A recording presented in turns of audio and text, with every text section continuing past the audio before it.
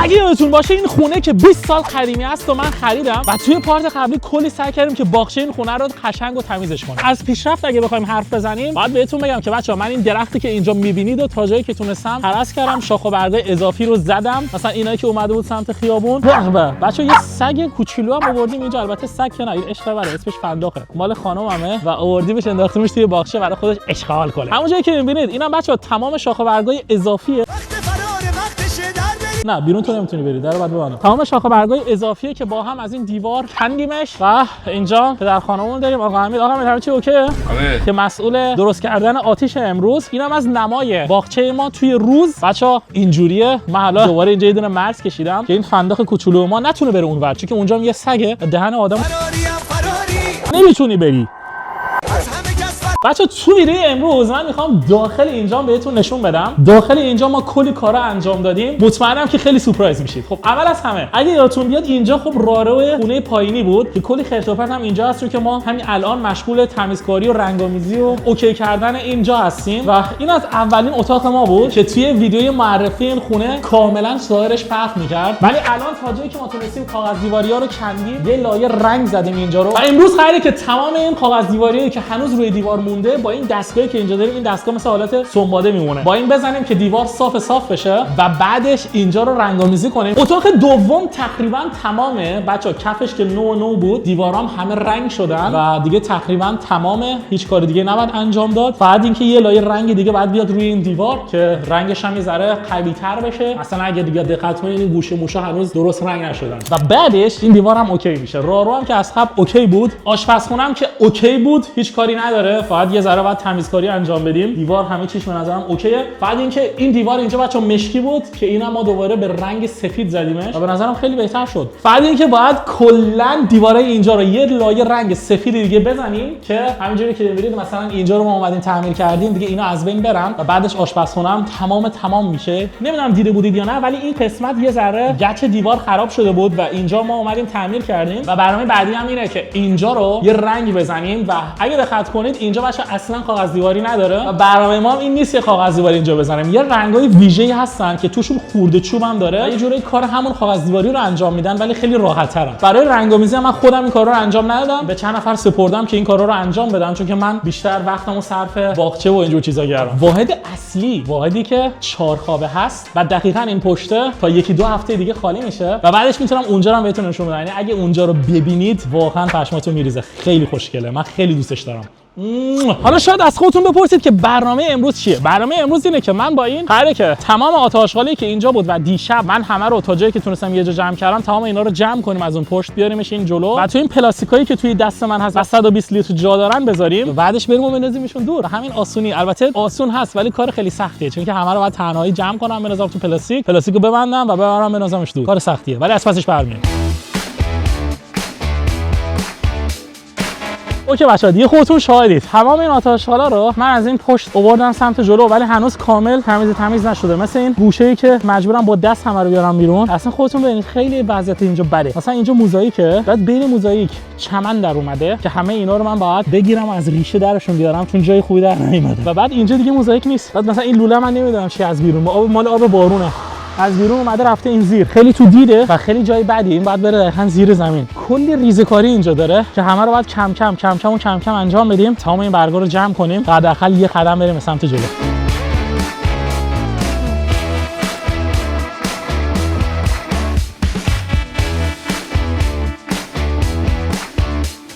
فکر کنم 15-20 دقیقه گذشت. الان میتونید تفاوت قبل و بعد رو ببینید. شاید اینجا تمیز شده، به اندازه 2 تا کیسه درستیم برگ از رو زمین جمع کنیم. البته هنوز اینا مونده که همه اینا هم دیگه الان باید بشینم و تک تک جمعشون کنم، ولی خیلی سخته، جایی هستن که اصلا دستم نمیرسه اونجا.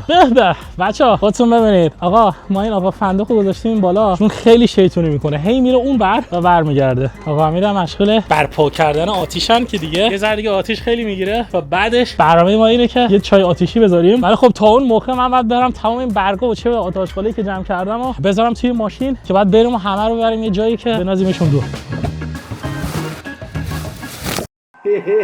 تو خراب کردی همه چی. و به بچه اینا فکر کنم اولین آشغالی هستن که من از این خونه دارم میندازم دور، ولی مطمئنم تا وقتی که این خونه اوکی بشه یه کامیون باید بگیرم بابت این همه آشغالی که اینجا هست. ولی خدایش بچه ویو رو ببینید چقدر ویو قشنگیه و این سمت مثلا خونت باشه، این بالا پذیرایی با یه همچین ویویی، واقعا چی از این بهتره. هر سری من این ویدیو رو میبینم کلی لذت میبرم. بچه‌ها یه آپدیت جدید، همونجوری که دارید میبینید ما همچنان مشغول آتش زدنیم. خبر خوب اینه که آقا امید واقعا خسته نباشید، بهترین پدر خانم دنیا. تمام این چوبا رو که اینجا بود همه رو ما سوزوندیم. از اینا بچه کلی از این چوب و فیبرا کندم و همه رو انداختیم توی آتش و این دیگه فکر کنم آخرین راند باشه. آره این دیگه آتش بگیره، ولی خب واقعا خیلی بد آتش میگیره چون دیشب بارون شدید بود. بعدش فقط این یه ذره مونده که اینم اون کاری نداره. ولی خدا رو شکر تموم شد. برنامه امشب اینه که اون برگا رو جمع کردم، یه ذره اون پشت مرتب کردم، تمام این چوبا رو آتش زدیم. این چوبایی که اون پشت بودن اونا رو هم قراره که آتش بزنیم و همونجوری هم که بهتون گفتم ببینید بچه‌ها ما فنز داشتیم این پشت، نمیدونم چرا اصلا چوب گذاشتن، اصلا دلیلی نداشت. ولی خب این چوبا رو کم کم داریم اینجوری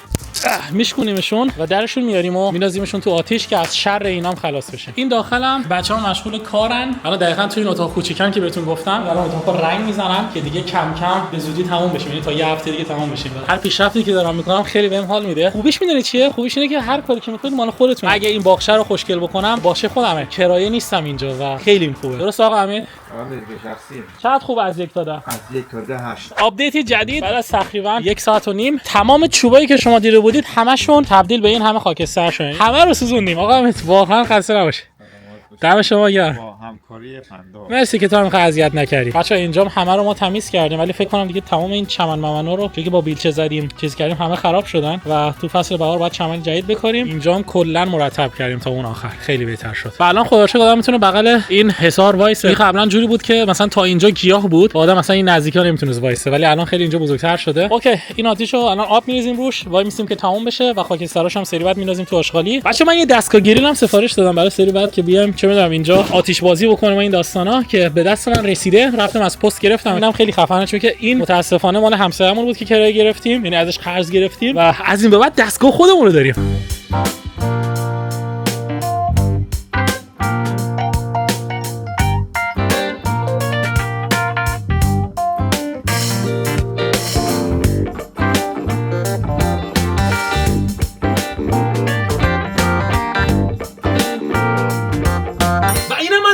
گریل ما بچه‌ها ظاهرش اینجوریه، خیلی گوگلیه و یه خاصیتی که داره اینه که هم میتونید آتیش بزنید چون که این پایین چی میگن یه حالت منقل داره و اینجا یه دونه اهرم دارید که وقتی که دارید مثلا کباب میکنید اهرمو که بکشید عقب میاد بالا. حالا من یه دسته دارم انجام میدم، میتونید راحت گوشتتون رو نزدیک یا دور از آتیش بذارید. خیلی خفنه به نظر من و یکی از خوبیای دیگه هم اینه که اگر اینو نیاز نداشتید خیلی راحت میتونید درش بیارید و الان یه دونه منقل خیلی ساده دارید. به نظر من اینجوری آدم با یه تیر دو نشون راحت میتونه بزنه. من که ازش خیلی راضیم. بچه اینم از فندق یکی از پلاستیکا رو دزدیده.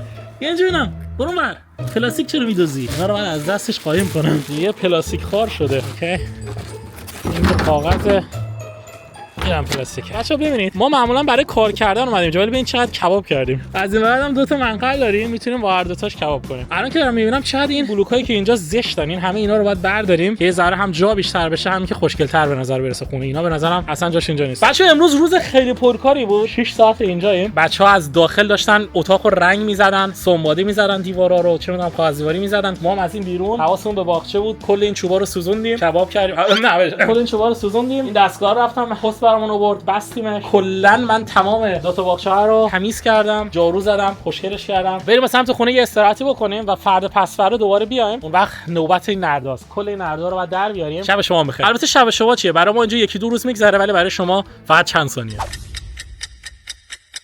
بچه‌ها ما الان اومدیم دنبال پوریا، دقیقاً پشت سر منه. همین الان در خونم باز کرد. میگم الان که بیاد بیرون. یا کنید بچه‌ها این خونه پوریاست. اینجا خونه پوریاست و پوریا تا الان خونه منو ندیده، گارتن رو ندیده. هم قراره که بهش برای اولین بار نشون بدیم و هم قراره که به بهونه گریل بازی ازش کلی کار بکشه. همیشه از رفیقاتون کار بکشه. اما پوری خیلی مخلصم. بابا مهندس با لپتاپ میای نه؟ خوبی؟ سلامتی؟ تصورت از این خونه‌ای که من گرفتم چیه؟ بچه‌ها اینو بهتون بگم، پوریا میدونست که من خونه گرفتم ولی تا الان به هیچ عنوان خونه رو ندیده، فقط یک بار یه عکس از بیرون دیده، هیچ اطلاعی نداره، اصلا نمیدونه کجاست. ولی نظر چیه؟ به نظر چطوریه؟ انتخابی که مهران میکنه خوبه. تا الان ریدم. من میخوام اونجا برم قشنگ اشغال گریل کنیم، آتیش برام. آره دیگه، گریل همه چی به پاس.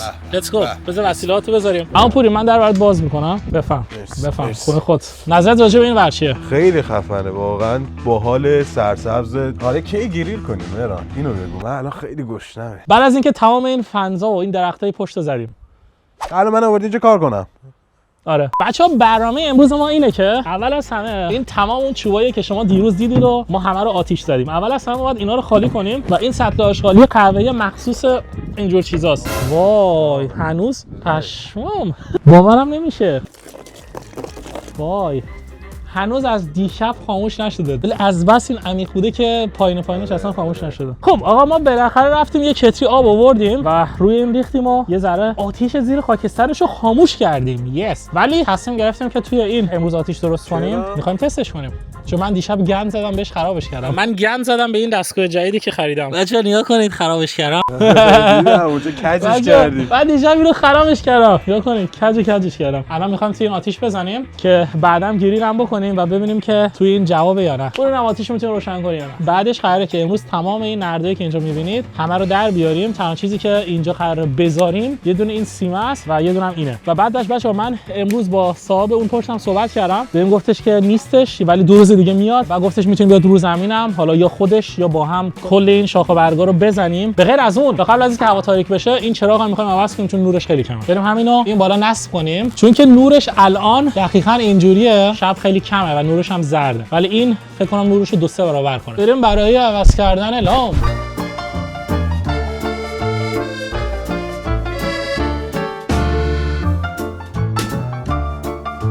بچه‌ها شماره پیچش 5.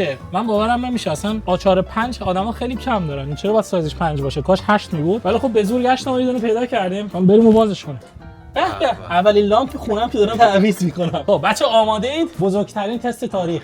خیلی بهتر شد. خیلی بهتره. ولی نور اینم زرده، نمیدونستم. خب بچه‌ها چراغی که تونستیم عوض کنیم و پرنورترش بکنیم. الان برنامه بعدی دقیقاً اینه که همونجوری که بهتون گفتم تمام این چوبای اضافی که مال این فنز اینور هست همه رو در بیاریم، خوردشون بکنیم که بتونیم امروز و فردا این چوبام آتیش بزنیم. به درد همه کار میخوره. هم میشه باش گریل کرد، همه کار میشه کرد. الان هدف من اینه که تمام اینا رو در بیارم. اینا رو هم می‌خوایم در بیاریم. اینا رو هم در بیاریم. بعد اون چوبایی که وسط هستن و این دو تا باغچه رو جدا می‌کنن، بعد اونا رو می‌ذاریم. و ببین چه آتیش هم درست کردیم. فکر کنم تا فردا صبح چوب داریم دیگه. این قبل اینجاست، قبل از اینکه تمام این چیزا رو در بیارم.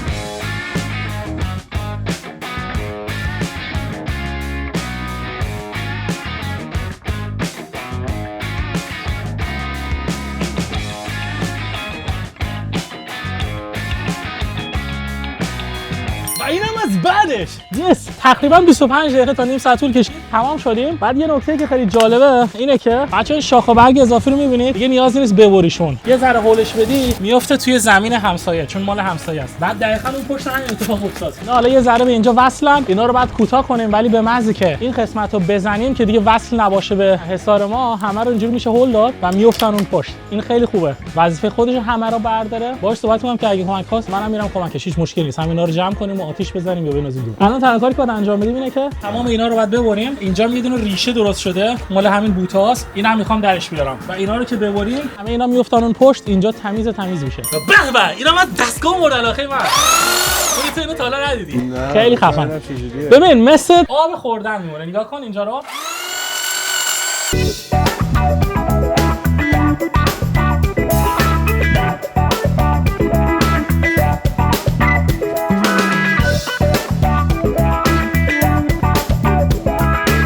شاید باورتون نشه ولی بالاخره تمام شد. تمام این قسمت افتاد اون پشت. حالا دیگه کسی که اونجا زندگی می‌کنه وظیفه خودش رو ببره. اگه به خودم کمکش می‌کنیم. همین دیشب بود که تمام این قسمت من تمیز کردم. امروز دوباره کلی آتشخال اینجاست. همه رو جمع می‌کنیم. این خورده‌کاری هم انجام میدیم. تو می‌تونی گریل بکنی. به به اینم از گریل ما که میره روی این آتیش گیزومی خوشگل. عالی شد به نظرم. خودم خیلی ازش راضیم. آدم الان اینجا رو می‌بینه حال می‌کنه.